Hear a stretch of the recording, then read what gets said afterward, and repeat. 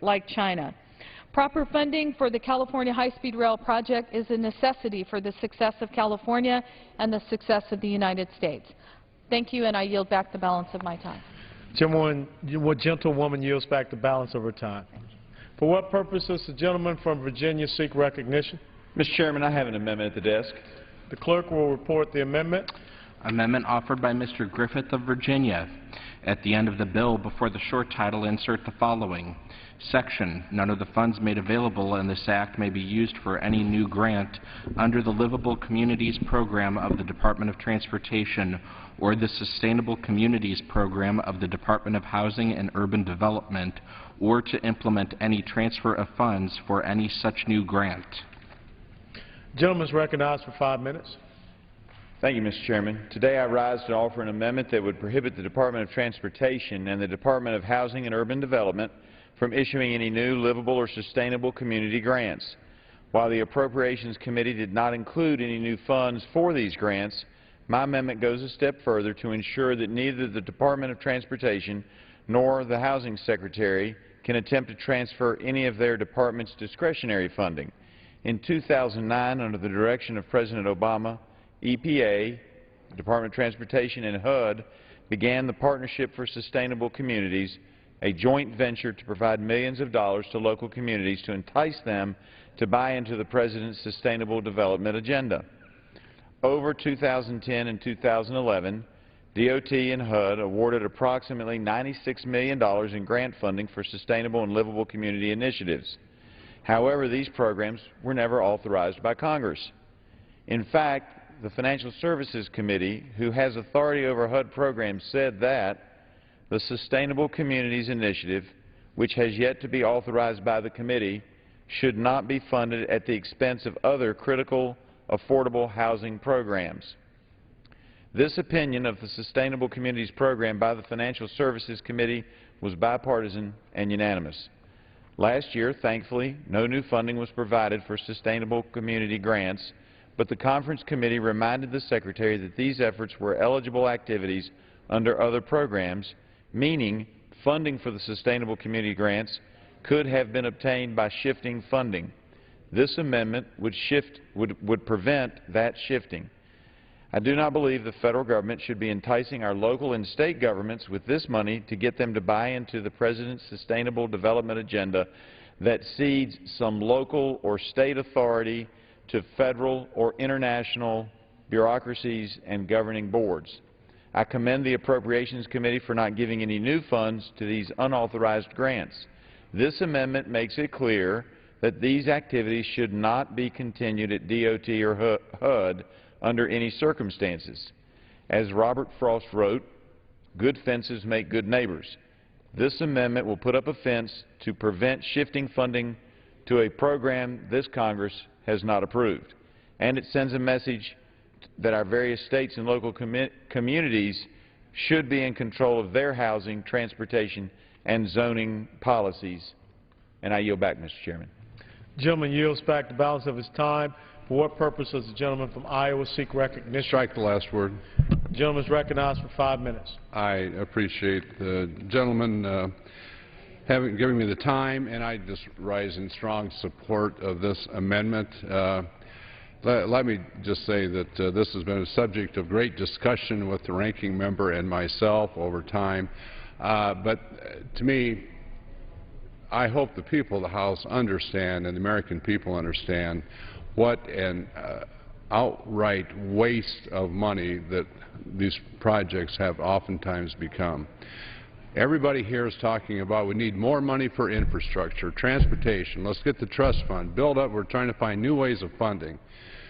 I hope everyone understands that 2 years ago, before we got control of this committee, they took $150 million out of the Highway Trust Fund to pay for sustainability projects and grants. That's rather interesting. When it's an unauthorized program, no one even has a definition of what a sustainable community is. There is no definition of where this money could go. This is $150 million, and people talk about all their projects at home and highways in disrepair, bridges falling down, and we're spending $150 million out of that trust fund for things that aren't even defined and are not authorized. Mr. Chairman, it is outrageous. I just spoke with the Secretary of HUD a few weeks ago on this issue because I have zeroed it out in this bill. There's no money for sustainable communities, whatever that is. And the example the Secretary gave me of a good project would be to take millions of dollars from the federal government and give it in the area in North Dakota where they're having the expansion of the oil boom. The state of North Dakota has billions of dollars in surplus. They have more money than they know what to do with, and yet the Secretary says we take sustainable community dollars from the federal government that we're borrowing 40 cents on the dollar from China and give it to North Dakota to find out where they should put up their buildings in the oil boom area. I'm sorry, but I think they can afford to do that themselves. So I would very strongly support the gentleman's amendment. Again, this is money that is coming out of the trust fund, and everybody here talks about roads in disrepair, bridges falling down, all that we need to do for help for infrastructure, for jobs, and we're giving it to places like North Dakota. I'm sorry, but this is a waste of money, ill-defined, unauthorized, and I would very strongly support the gentleman's amendment. Gentleman yields back his time. For what purpose does the gentleman from Massachusetts seek recognition? I move to strike the last word. The gentleman is recognized for 5 minutes. Again, I understand my very limited position here on this one, but I do rise in opposition to the amendment. I am a strong supporter of the Sustainable Communities Program, and I am disappointed that there is no funding in this bill for sustainable communities. I've heard the complaints about that the Sustainable Communities Program isn't authorized. Well, neither is the CDBG program authorized, yet we include funding for that program in the bill and have for many years. It has not been individually authorized in quite some period of time. The program actually has some good purposes. It integrates federal, state, and local investment activity in housing, land use, economic and workforce development, and transportation. And at a time when we're under budget constraints, it's fairly important, if not critical, that support for regional and local planning is available to local communities to help localities invest limited resources strategically to achieve the greatest short and long-term benefit for citizens. And this has been used in particularly in the first 2 years, the 2 years that the program has been used, and it is a pilot program, basically a demonstration program.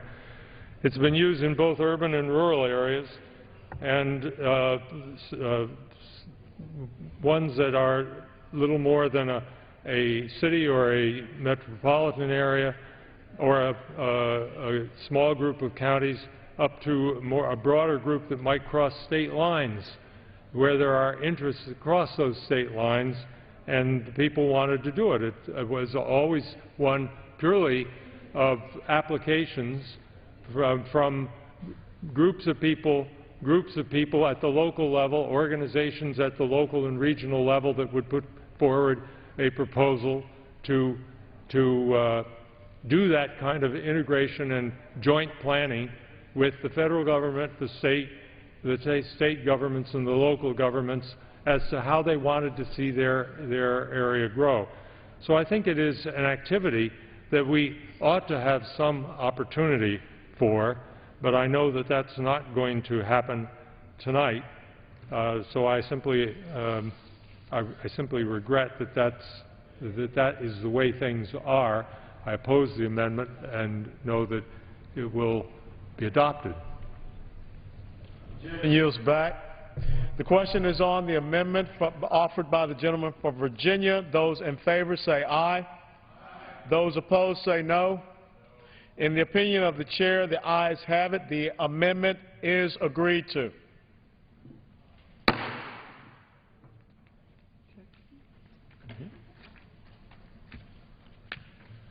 For what purpose does the gentleman from Texas seek recognition? Mr. Chairman, I have an amendment at the desk. The clerk will report the amendment. Amendment offered by Mr. Flores of Texas. At the end of the bill, before the short title, add the following new section. Section, none of the funds made available by this act may be used to enforce Section 526 of the Energy Independence and Security Act of 2007, Public Law 110-140, 42 U.S.C. 17142. Gentleman is recognized for 5 minutes. Thank you, Mr. Chairman. I rise to offer an amendment which addresses another misguided and restrictive federal regulation. Section 526 of the Energy Independence and Security Act prevents federal agencies from entering into contracts for the procurement of fuels unless their life cycle of greenhouse gas emissions are less than or equal to emissions from an equivalent conventional fuel produced from conventional petroleum sources. In summary, my amendment would stop the government from enforcing this ban on all federal agencies funded by the Transportation, Housing, and Urban Development Appropriations Bill. The initial purpose of Section 526 was to stop the Defense Department's plans to buy and develop coal-based and/or coal-to-liquids jet fuel. This restriction was based on the opinion of some environmentalists that coal-based jet fuel might produce more greenhouse gas emissions than traditional petroleum-derived fuels. Unfortunately, Section 526 ban on fuel choices has been expanded to include all federal agencies, not just the Defense Department.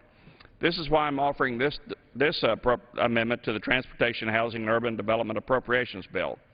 Federal agencies should not be burdened with wasting their time studying fuel restrictions when there is a simple fix.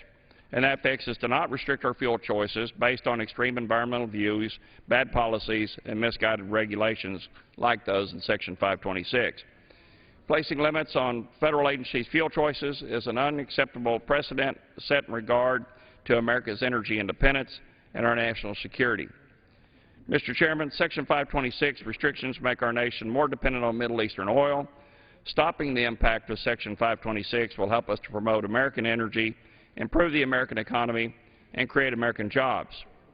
In addition, we must ensure that our military has adequate fuel resources so that it can rely on domestic and more stable sources of fuel. With increasing competition for energy and fuel resources, and with the continued volatility and instability in the Middle East, it is now more important than ever for our country to become more energy independent and develop and produce all of our domestic energy resources.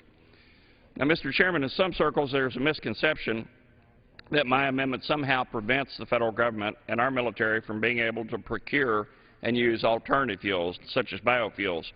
Mr. Chairman, this viewpoint is categorically false. All my amendment does is allow the federal purchasers of fuels, particularly our military, to be able to acquire the fuels that best and most efficiently meet their needs. I offered a similar amendment to the CGS appropriations bill, and it passed with bipartisan support. My identical amendments to the three other appropriations bills, the three other FY 2013 appropriations bills also passed by voice vote. My friend Mr. Conaway also had language added to the Defense Authorization Bill to exempt the Defense Department from this burdensome regulation.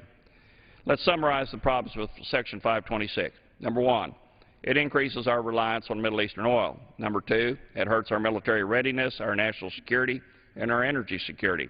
Number three, it also prevents the potential increased uses of some sources of safe, clean, and efficient American oil and gas. Number four, it hurts American jobs and the American economy. And five, last but not least, it costs our taxpayers more of their hard-earned dollars. My amendment fixes these problems, and I urge my colleagues to support the passage of this common-sense amendment. I reserve the balance of my time. Gentleman yields back the balance of his time. I reserved.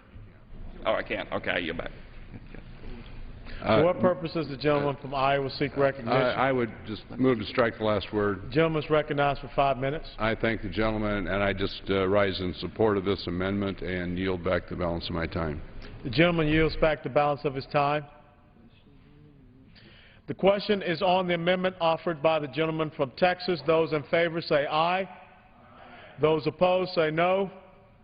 In the opinion of the chair, the ayes have it. The amendment is agreed to.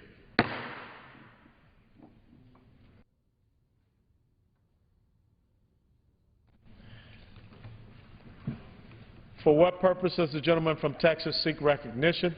Mr. Chairman, I have an amendment at the desk. The clerk will report the amendment. Amendment offered by Mr. Burgess of Texas. At the end of the bill, before the short title, insert the following section.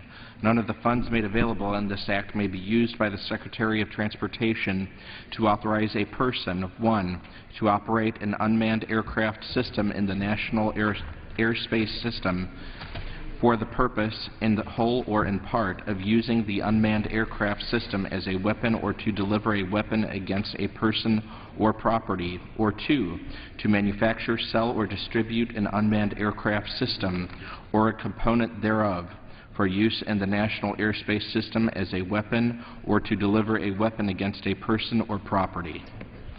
For what purpose does the gentleman from Iowa seek recognition? Mr. Chairman, I reserve a point of order on the gentleman's amendment. Point of order is reserved. The gentleman from Texas is recognized for 5 minutes. I thank the chairman. You know, there has been a lot of discussion about the use of unmanned aircraft, commonly referred to as drones, in the United States airspace, and rightly so. Beginning with the FAA reauthorization bill, which passed this House earlier in the year, the expansion of the use of unmanned aerial vehicles in the continental United States was expanded. Arguably, this was a useful expansion because we have vast areas of our border which are difficult to monitor. Sometimes there's search and rescue occurrences that happen in rough terrain where an unmanned aerial vehicle may be indispensable. But since that time, there's been a growing body of people who've been concerned about the effect of allowing these unmanned aerial vehicles the ability to surveil citizens. There's been talk about the EPA using it to monitor herd size and grazing habits of farmers. These are questions that are going to need to be answered. But then in recent weeks, I became aware of some discussion that in certain police jurisdictions they were talking about the arming of unmanned aerial vehicles to assist in law enforcement. Now, maybe that's something that's worthwhile to consider, but I can't help but feel that a step taken that far is something that this body should consider.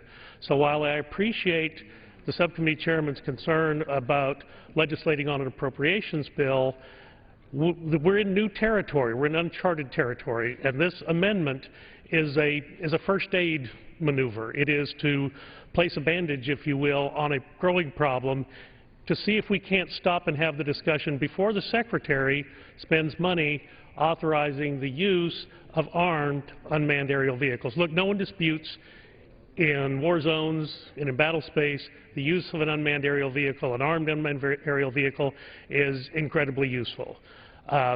No one argues the utility of these aircraft, these unmanned aircraft, in that situation. All I would say is before we allow that to be occurring in our backyards, on our highways and byways, we need to consider the effects of that. Are we in fact ensuring the constitutional rights of the people who not just are being surveilled, but who may be being controlled by the armaments that would be present in these weaponized vehicles? My amendment would prevent the Secretary of Transportation, the head of the FAA, from approving any application to use an unmanned aircraft in the United States airspace for the purpose of arming or weaponizing that aircraft. It does not affect the surveillance question, so surveillance drone applications, certainly if they are authorized, they may go forward, nor does it affect weaponized drones that are operating outside the United States airspace. The amendment that I offer today is preemptive, as to my knowledge, no actual applications have been filed with the FAA to use armed drones in U.S. airspace, but I believe it is necessary, as there has been some discussion in the public media about the ability to arm unmanned aerial vehicles.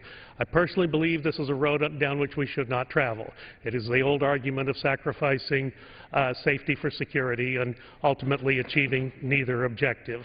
I think this is an amendment that would be well advised by this body to consider this evening. I urge my colleagues to vote in favor of it if it is allowed to stand, and I will yield back the balance of my time. The gentleman yields back. For what purpose does the gentleman from Iowa seek recognition? I continue on my reservation. I move to strike the last word. Gentleman is recognized for 5 minutes. I want to thank the gentleman. Unfortunately, I think for consistency, we're going to have to pursue the point of order. This issue has been brought to my attention. I've expressed concerns myself as to how information is used. Certainly, we want to make sure that we're very, very careful as far as privacy issues in this country, the way that these things may be used for purposes that no one quite understands or intended to have happen. So while I share your concerns, because for consistency reasons here, I must insist on my point of order. I don't know if the gentleman has any comments. I would yield to you if you wanted to. I'll be very brief. I serve on the Homeland Security Subcommittee of Appropriations, and I don't think that the Homeland Security authorizers have, well, I don't know that they have done anything along these lines, and that's where it really ought to be dealt with, I would think. So I will agree with what you're doing, Mr. Chairman. Would the gentleman yield to me? I would be more than happy to yield to the gentleman. And here is the problem. It was a simple line in an authorization bill in the FAA reauthorization. We were all happy when we reauthorized the FAA. It hadn't been done in some 26 attempts. The dog ate my homework. We got IOUs and extensions on the FAA. But then here was this very simple language allowing for the expansion of unmanned aerial vehicles in the national airspace. Well, none of us really thought that was much of a problem, but our constituents are bringing it back to us. They're concerned about privacy. They're concerned about federal agencies surveilling normal activities of commerce that in which people may be engaged. But then we've gone one step further. Now, if these drones are weaponized, you can, if you've been surveilled unfairly, you can go to court and perhaps seek a remedy. But if a bullet is fired from one of these platforms, you don't have any remedy if you're the recipient of that bullet. All I am asking is that we take all due care and caution and exercise all due care and caution. We are entering a brave new world here, and it is incumbent upon every one of us to be certain we do so with all care and caution before we proceed. I appreciate the gentleman allowing me to express my thoughts on this amendment. I wish it could stand. I wish we could vote on it this evening. I understand for consistency why he is insisting on his point of order. But we are going to have to revisit this. H.R. 5950 is standalone legislation that would prohibit this activity. I encourage members of Congress to look into co-sponsoring that. Now, I'll yield back to the gentleman. Regaining my time, let me just say in the authorization, the FAA, it only had their specific role was air traffic concerns that they may have, safety concerns with collisions with other aircraft. I agree with the gentleman. It should probably be a Homeland Security issue. I also serve on Homeland Security on appropriations. It has not been brought up in that, but I do share your concerns, but unfortunately I must insist on my point of order. I thank the gentleman. I yield back. Will the gentleman state his point of order? Yes. Mr. Chairman, I make a point of order against the amendment because it proposes to change existing law and constitutes legislation in an appropriation bill and therefore violates Clause 2 of Rule 21.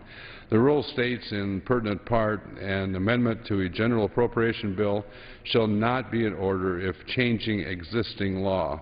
The amendment imposes additional duties and requires a new determination, and I ask for a ruling of the chair. Does any member wish to be heard on the point of order? If not, the chair will rule. The chair finds that this amendment includes language requiring a new determination regarding the end use of certain aircraft systems and their components. The amendment therefore constitutes legislation in violation of Clause 2 of Rule 21. The point of order is sustained, and the amendment is not in order.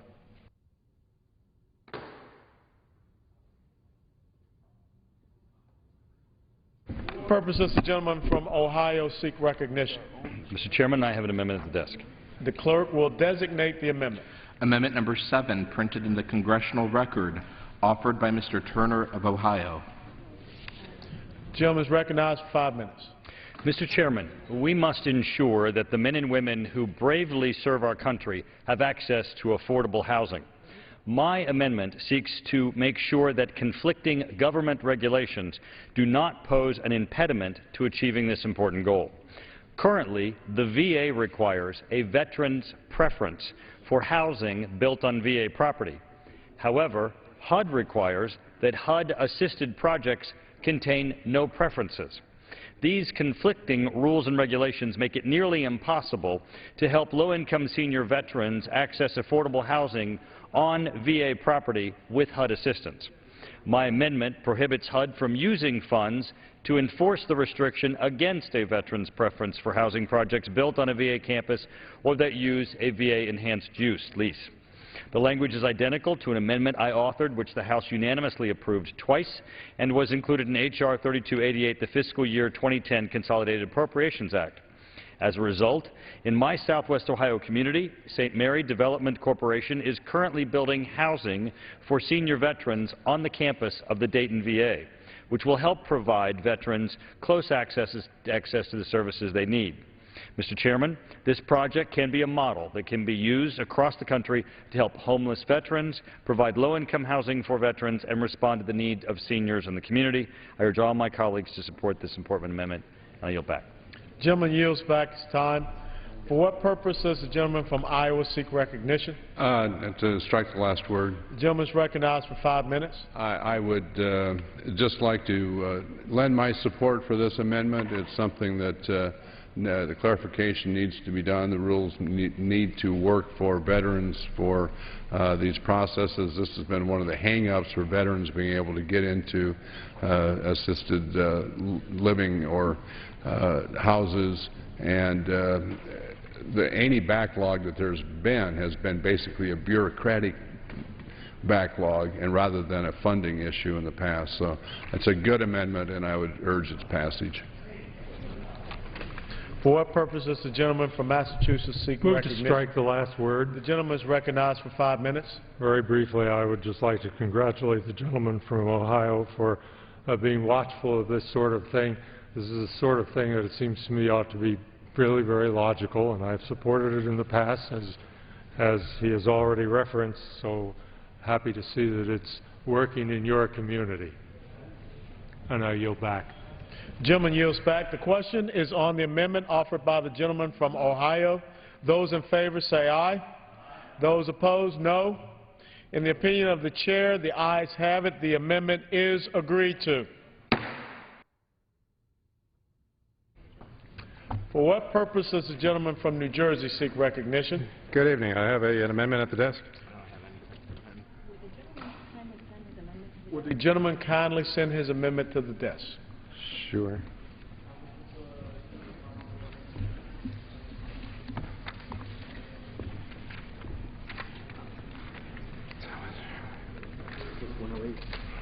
Yeah, it looks like it.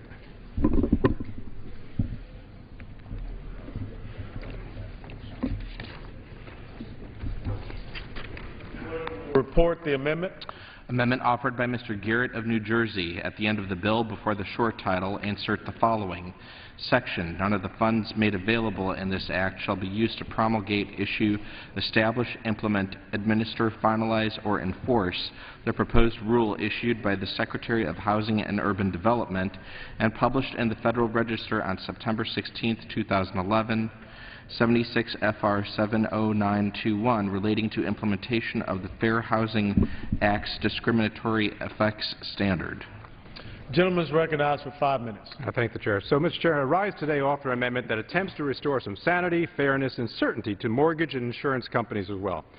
My amendment will undo harmful economic actions taken by this administration, if carried out, will continue to weaken credit availability and job creation. You see, earlier this year, the Department of Housing and Urban Development proposed a rule to establish regulatory standards regarding the use of legal theory known as disparate impact.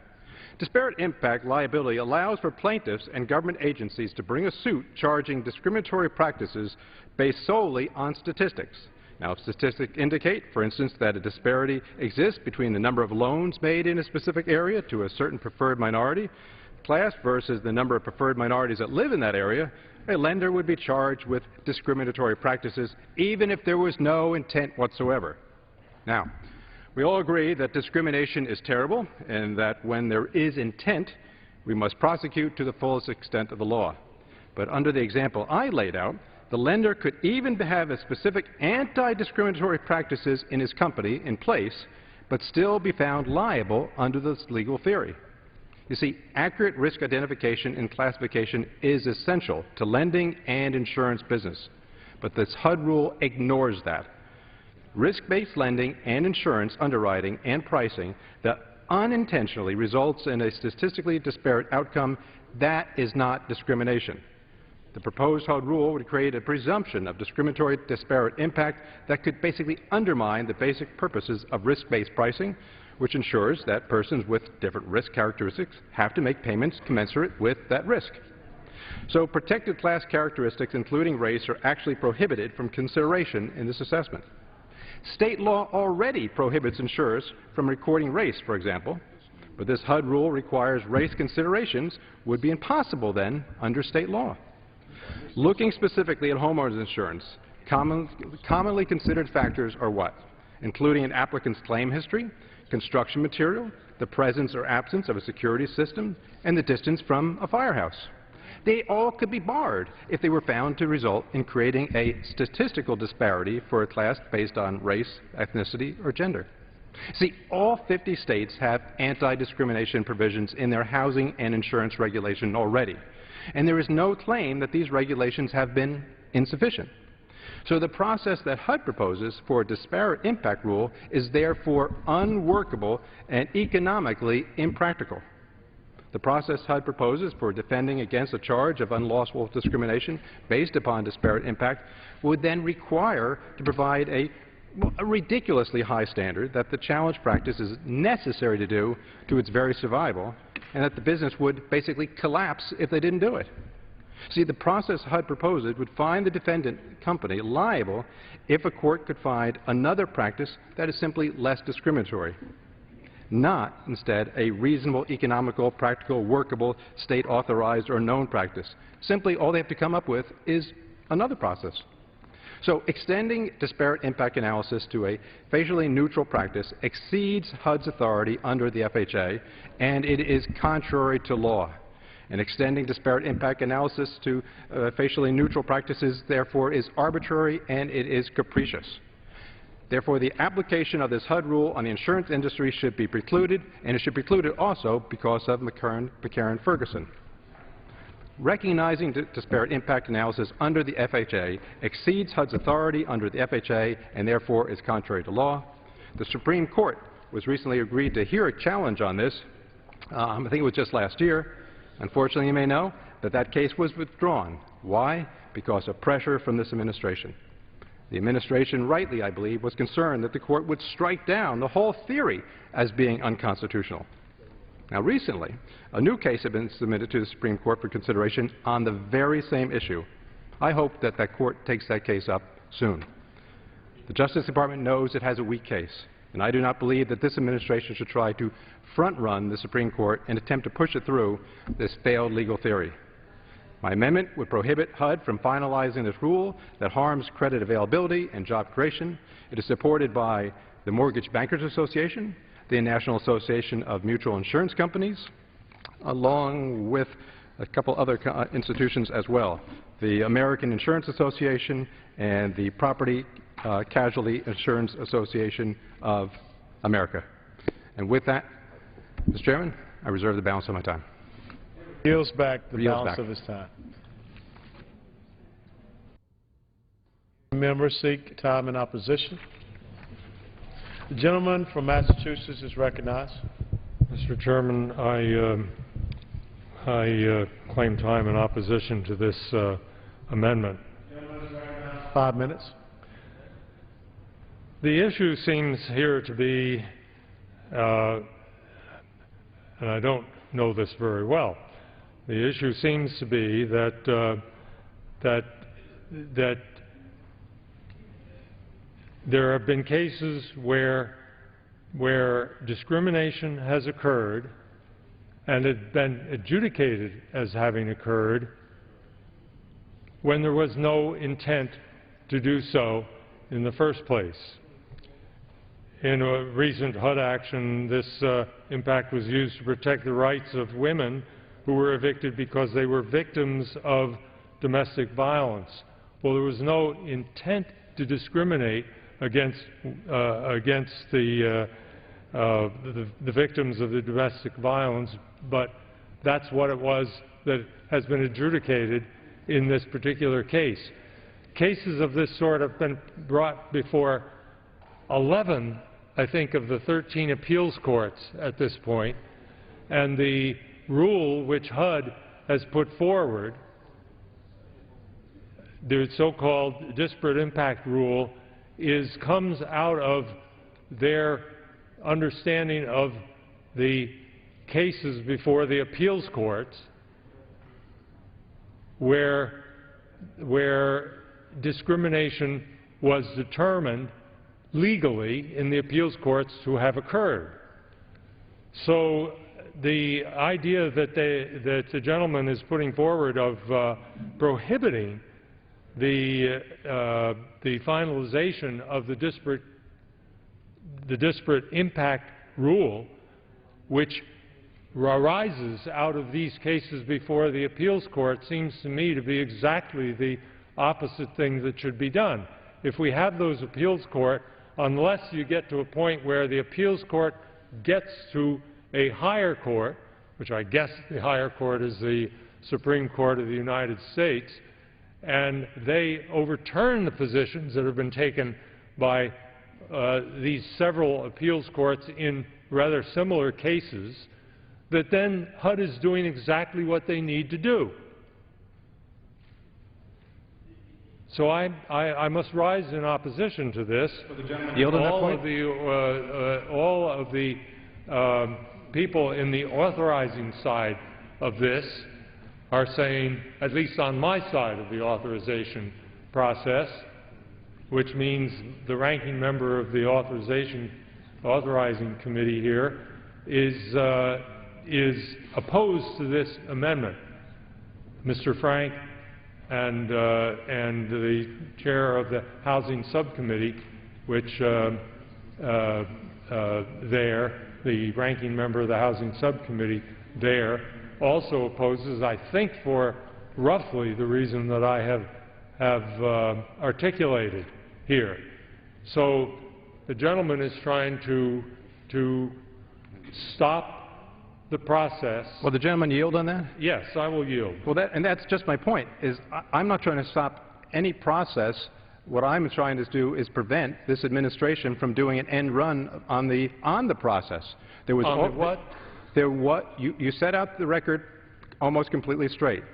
There were court cases on this. It was going to the Supreme Court. There was about to be heard in the go to the Supreme Court and heard in the Supreme Court, and then this administration put pressure on the city that was involved in it to stop it, and they withdrew the case. We would have had the decision by the Supreme Court in that matter, but the administration basically said no because they wanted to go ahead with their actions here without interference of the Supreme Court. Fortunately, though, there is now another case that's been filed, and it's from my home state in New Jersey. This will give us all exactly what we need, just what you were saying. Lower court, now it's being filed, and appeal is up to the Supreme Court. Let's let that the Supreme Court... But we have no idea whether the Supreme... reclaiming my time, no idea... It is my time, I think. Yeah. We have no idea whether the Supreme Court will take this case. In the meantime, until such time as it is taken and they do it, which we can't assume that within that's doing, then the actions of HUD are proper in in reaching an impact rule here, a disparate impact rule that adheres to the findings in the several appeals courts. Did you say it was 11? My staff tells me it is 11 of the appeals courts have reached similar decisions which are adhered to by the HUD impact rule. Gentleman's time has expired. Proposed. For what purpose does the gentleman from Iowa seek I recognition? move to strike the last word. Gentleman is recognized for 5 minutes. And let me just stand up in support of the amendment. I think it's a good amendment. Insurance companies are not able to determine risk, and that oftentimes means much greater costs. I think it's a good amendment going forward, and I would yield back the balance of my time. This gentleman yields back the balance of his time. Thank you. The question is on the amendment offered by the gentleman from New Jersey. Those in favor say aye. Those opposed say no. In the opinion of the chair, the ayes have it. The amendment is agreed to.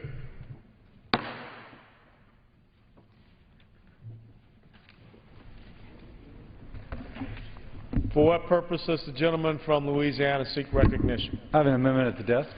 The clerk will report the amendment. Amendment offered by Mr. Cassidy of Louisiana. At the end of the bill, before the short title, insert the following section. None of the funds made available in this act may be used by the Secretary of Transportation to make any transfer under the last proviso under the heading Department of Transportation, Office of the Secretary, Payments to Air Carriers. The gentleman is recognized for 5 minutes. As that reading suggests, this amendment addresses accountability for the essential air services. Earlier this year, House and Senate agreed upon an FAA authorization after a fairly contentious debate. Chief among the issues which were resolved were a dispute over the Essential Air Service Program, which provides federal subsidies for airlines which provide flights to rural or otherwise remote airports.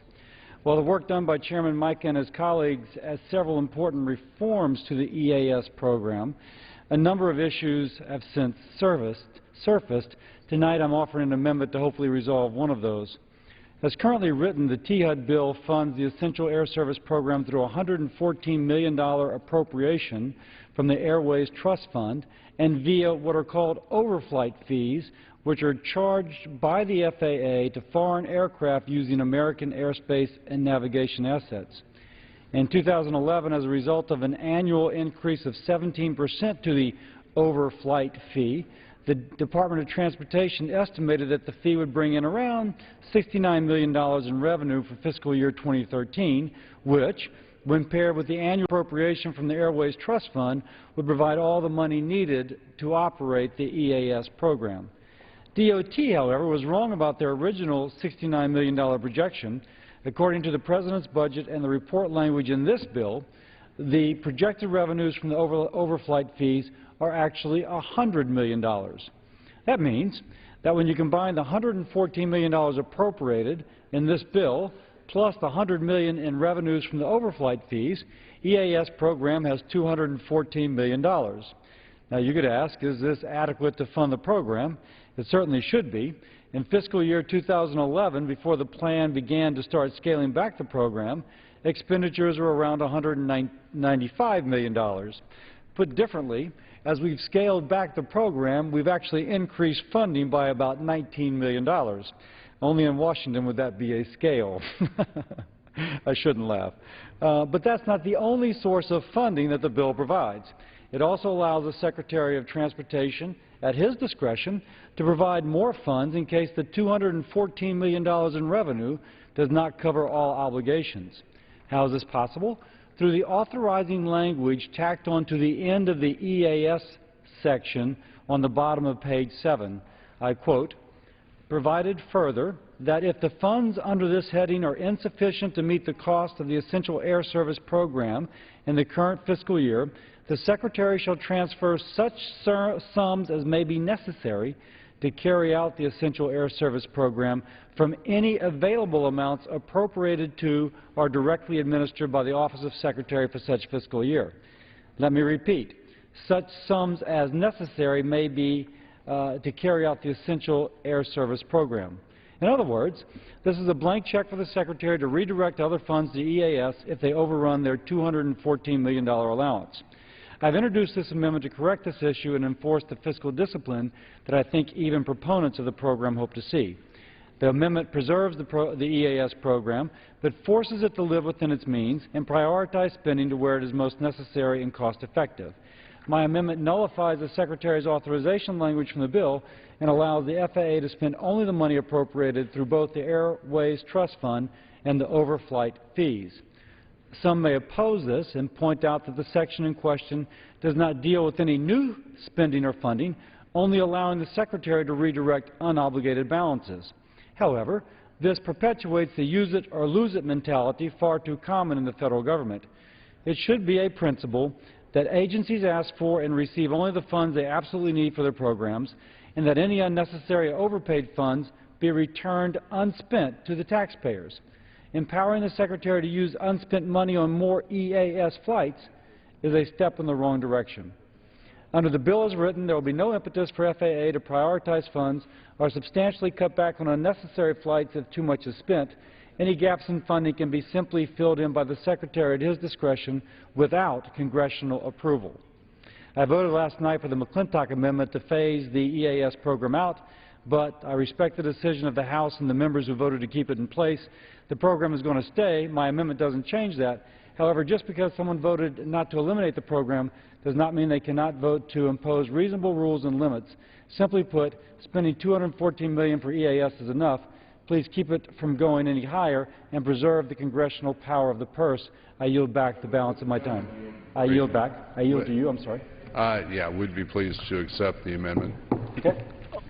I yield back. Gentleman's time has expired.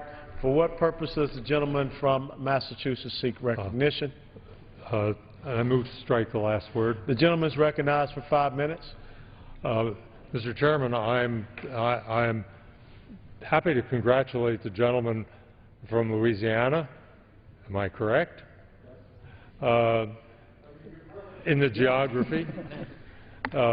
Congratulate the gentleman for his solution, but I have to admit that I cannot identify what the problem is that this solution solves.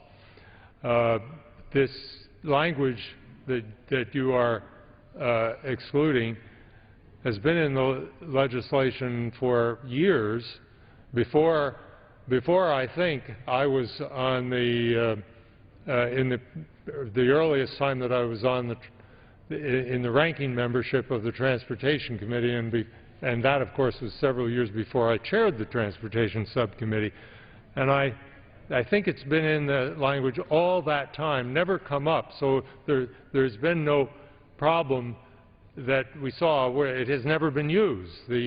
That flexibility has never been used to transfer money from someplace in order to put money into the EAS program. So, yes, you have a solution, but I don't know what the problem is. Yeah, it may be that in practice it has not resulted in a problem, but certainly there's a loophole that seems to evade the congressional power of the purse.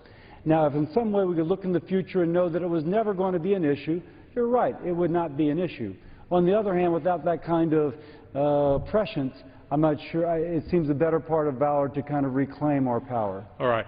In any case, I don't object to the amendment. The gentleman yields back his time. The question is on the amendment offered by the gentleman from Louisiana. Those in favor say aye.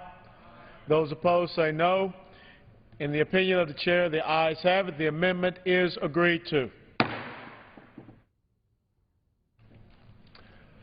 For what purpose does the gentleman from Ohio seek recognition? Mr. Chairman, I have an amendment at the desk. The clerk will report the amendment. Amendment offered by Mr. Shabbat of Ohio. At the end of the bill, before the short title, insert the following section. None of the funds made available by this act may be used to design, construct, or operate a fixed guideway project located in Cincinnati, Ohio. The gentleman is recognized for 5 minutes. Thank you, Mr. Chairman. This nation cannot continue spending money it doesn't have. It's imperative that Congress end the borrow and spend mentality that created our staggering national debt, and that we put our nation on a sustainable path to a balanced budget.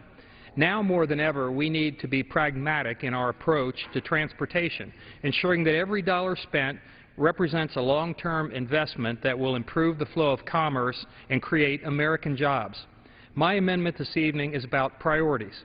The City of Cincinnati has been in the planning process of constructing a streetcar for years now. The primary funding for this project came in the form of an urban circulator grant from the U.S. Department of Transportation in the amount of $25 million. Earlier this year, City of Cincinnati officials came to my office looking for even more funds for the Cincinnati streetcar project. The total cost is expected to be well over $120 million for a 4-mile loop connecting only 2 Cincinnati neighborhoods with little to no positive impact on traffic congestion, freight, or our aging infrastructure. Far from a necessity, the Cincinnati streetcar is a luxury project that our nation and our region simply cannot afford. Imprudent and irresponsible spending of taxpayer dollars on discretionary projects like this must stop. For too long, taxpayers have been footing the bill for frivolous projects that reap little to no benefit. Much like the bridge to nowhere, this streetcar to nowhere is yet another instance of wasteful government spending. My amendment simply says, no more funding for this streetcar in my own district. Unlike the Cincinnati streetcar, however, there are a number of other infrastructure projects that are of high priority and far more worthy of federal infrastructure investment. In particular, there are 2 ready-to-begin projects that would have a direct impact on Cincinnati's economy and create permanent jobs. And those are replacing the Brent Spence Bridge and completing the I-71 Martin Luther King interchange. The Brent Spence Bridge carries 2 major interstate highways that connect Ohio and Kentucky and serves as a major thoroughfare not just for Cincinnatians but also for the entire Midwest region and, in fact, the nation at large. Furthermore, this bridge rests on one of the busiest freight routes in North America and is estimated to carry 4% of the nation's gross domestic product annually. The Federal Highway Administration has declared the Brent Spence Bridge functionally obsolete, indicating that the current state of the bridge does not meet today's standards. Currently, this bridge carries 170,000 vehicles on average per day, which is more than double the 80,000 that it was designed to carry. Replacing this bridge would save an estimated $748 million in congestion costs annually, savings that would grow in real dollars to $1.3 billion annually by 2030. The other worthy project I mentioned, the Martin Luther King interchange plan, has long been on the minds of businesses and citizens in our region, so much so that stakeholders have their own money in this plan. Unlike the streetcar to nowhere, the completion of this much-needed project would have a direct impact on one of Cincinnati's most important economic hubs. The Martin Luther King interchange would free up traffic congestion around the University of Cincinnati, Children's Hospital, and the uptown region of Cincinnati.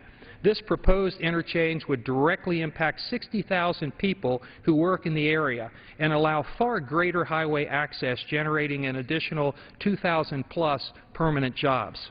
We need to focus our limited resources on projects that are practical, impactful, and that will deliver results. Those of us in Congress must make responsible choices and invest in projects on their merits and nothing else.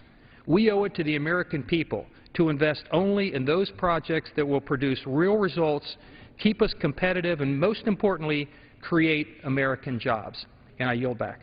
Gentleman yields back his time. Does anyone rise in opposition to the amendment? The question is on the amendment offered by the gentleman from Ohio. Those in favor say aye. Those opposed say no.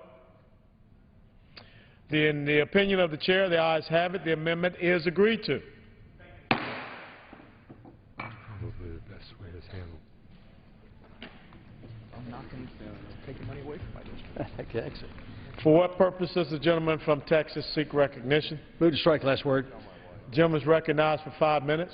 Thank you, Mr. Speaker. Mr. Speaker, I rise today to share my concerns over the Federal Motor Carrier Safety Administration's recent regulatory guidance on the oil fill exception to the agency's hour of service requirements for drivers. Under the administration's regulations, specially trained drivers of specially constructed vehicles used to service oil wells do not have to count waiting time at the well site toward their hours of service limit. The new regulatory guidance, however, provides that drivers of support vehicles, such as those used to transport materials and supplies used directly in the delivery of oil and gas services, do not qualify for that same exception. The administration issued these guidance without prior comment, making it effective immediately and requesting comments after the fact.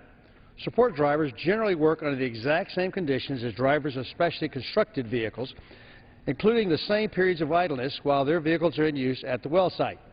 Many drivers operate specially constructed vehicles one day and other support vehicles the next. The new guidance creates a different standard for these exact same drivers. When operating a support vehicle, the driver's waiting time counts toward his or her hours of service limit. But when operating a specially constructed vehicle, that idle time does not count. This double standard will create needless confusion among drivers and dispatchers who will now need to juggle competing rules for drivers depending on the vehicles they're driving on a particular day. In addition, while not applying the waiting time exception to drivers of support vehicles means that it will require more trucks and drivers to be dispatched while others are out of service, increasing truck traffic, especially on rural roads. Many of our rural roads, particularly in the most active producing areas such as the Marcellus and the Bakken Shale, are already struggling under the burden of heavy truck traffic. Adding more heavy vehicles to the roads will not enhance safety, no matter how rested the drivers might otherwise be. When I dealt with this issue with the Federal Motor Carrier Safety Administration in 2006, I thought we had reached an understanding of the industry's oil field equipment vehicle operations and safety protocols. Unfortunately, the agency's new interpretation undoes this careful compromise. It is important for the administration to document why it is pursuing this new interpretation and provide that data, if it actually has any, that it is using to support this change. I believe that at a minimum, the agency should not put this revised guidance into effect until after the public has had a chance to comment and for the agency to consider those comments. The Federal Motor Carrier Safety Administration should not implement the new administrative interpretation until it provides adequate and complete justification for the changes that it's seeking to make.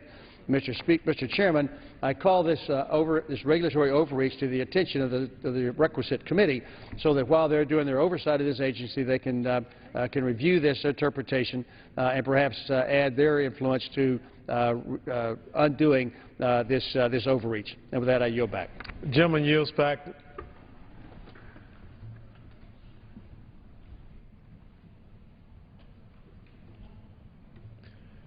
For what purpose does the gentleman from Oklahoma seek recognition? I have an amendment at the desk. The clerk shall report the amendment. Amendment offered by Mr. Lankford of Oklahoma. At the end of the bill, before the short title, insert the following section. None of the funds made available by this act may be used for the salary of any officer or employee of the Federal Highway Administration to implement, administer, or enforce the Migratory Bird Treaty Act or Executive Order Number 13186 of January 10, 2001 with respect to or to determine any action of the administration to have a significant impact under Section 102C of the National Environmental Policy Act of 1969, 42 U.S.C. 4332. C, based on the effect of such action on the cliff swallow or barn swallow as listed in Section 10.13C1 of Title 50 Code of Federal Regulations. The gentleman is recognized for 5 minutes.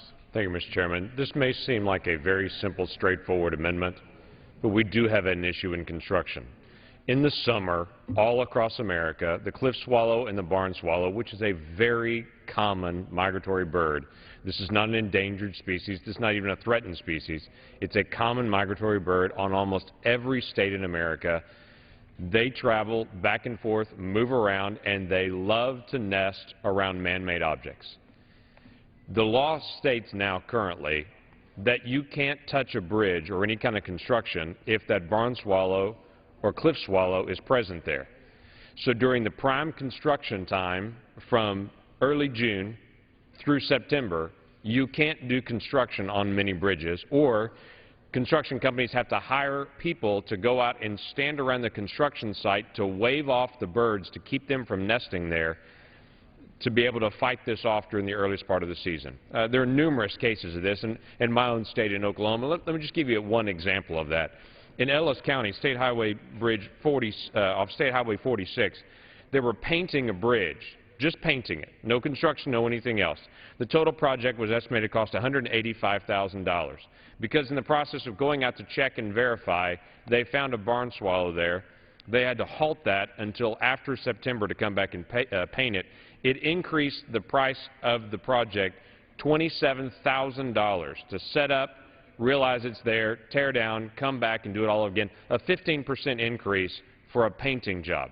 Now, I say this to say this is not an issue that's going to shape the future of America, but this is one of those issues that does increase the cost of construction over a bird that is not endangered, that is not threatened, that is incredibly common. Now, should we honor wildlife? Absolutely. But this dramatically drives up the cost and decreases the amount of construction that we can do in America during prime construction season. And I would just suggest that we take just these two species and set them out just for the transportation purposes here. And with that, I yield back. If the gentleman would yield. Yes, I'd be honored to yield. Before he yields back, I understand the gentleman is concerned, and I'm prepared to accept the amendment. I yield back to the gentleman.